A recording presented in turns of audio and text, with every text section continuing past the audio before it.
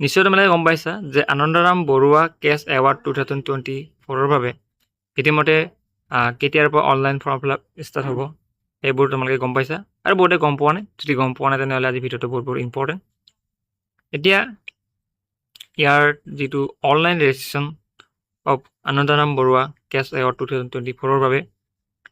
যোনটো সময়সীমা আছে 15 জুলাই তাৰিখৰ পৰা ইতিমধ্যে অনলাইন মানে ৰেজিষ্ট্ৰেশ্যন প্ৰচেছ আৰম্ভ হৈ আছে আৰু ইয়াৰ লাষ্ট ডেট যদি কোনোবা সোধে তেনেহ'লে 25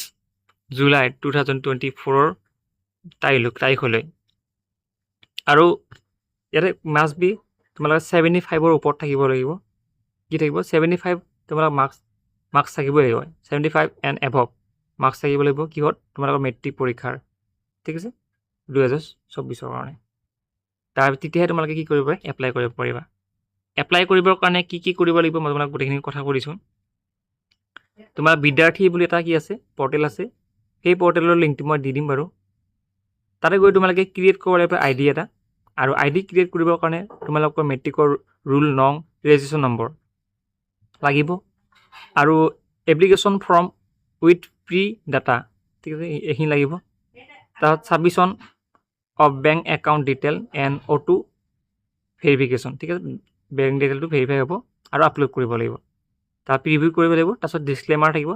বা ডিক্লেৰেশ্যন থাকিব এণ্ড ছাবমিট অপশ্যনত ক্লিক কৰিলে তোমালোকৰ যোনটো ৰেজিষ্ট্ৰেশ্যন প্ৰচেছ সেইটো কমপ্লিট হ'ব আহচোন আমি সেই পৰ্টেলটো চেক কৰোঁ কেনেকৈ আছে এইখিনিতে এটা কথা ডক্টৰ শিক্ষা আমাৰ যোনটো ৰণেশ পেগু ছাৰ যিজন আমাৰ শিক্ষামন্ত্ৰী তেখেতে কিন্তু টুইট কৰিছিলে 2 দিন আগত তোমালোকে যদি ডাইৰেক্ট তেখেতৰ টুইটাৰ একাউণ্টৰ যোনটো লিংক আছে সেই লিংকৰ পৰা তোমালোকে ভিজিট কৰিব পাৰা ঠিক আছে তেখেতে ধুনীয়াকৈ লিখি দিছে ইয়াতে online registration for the Anandaram Barua cash award 2024 12,000 কিমান টকা দিব 12,500 টকা তোমালোকে কি দিব পইচাটো দিব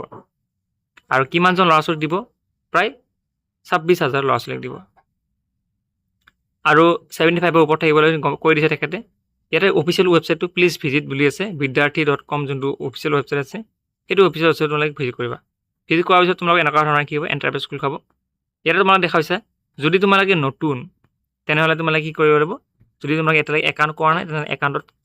ৰেজিষ্ট্ৰেশ্যন হেয়াৰ বুলি যোনটো অপশ্যন আছে তাত ক্লিক কৰিব লাগিব ক্লিক কৰাৰ পিছত তোমালোকে